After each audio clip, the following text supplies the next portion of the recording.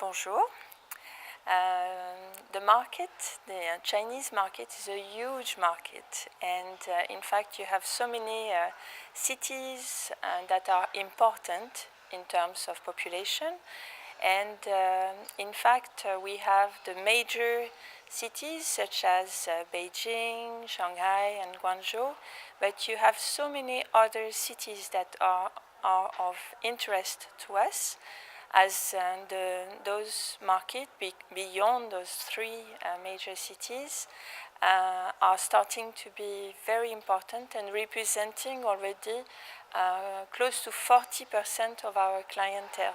So we have to go beyond Beijing, Shanghai, and Guangzhou to try to seduce those new clientele, while we are also taking good care of our clients in Beijing, Shanghai, and Guangzhou, because those clients are changing in the way they travel.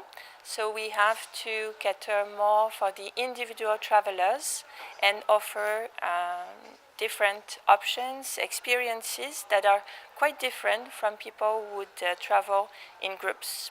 So I would say this is one of the major challenge. And also, of course, we have to be heard in this huge country, and it is important for us to work with media and social media that will help us promote our destination.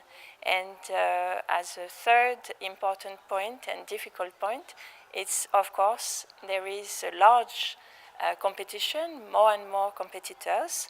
Lots of countries are trying to seduce the Chinese traveler, and so we have to be extremely present on this market, and we try our best to be on this market. So for me, this is a very, very difficult question, because honestly, I have been 26 years in Asia.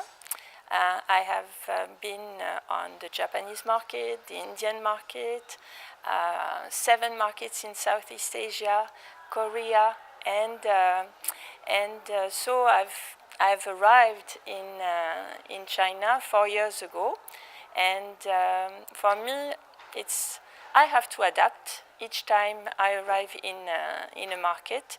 There is no question about it, so I don't feel so many differences. I just have to adapt to those differences, but more the differences between Asian markets than between the French and China. So I try to adapt with my team members, and I try to adapt with our partners, travel agencies, and the press. So I guess you will have to ask this question to another person.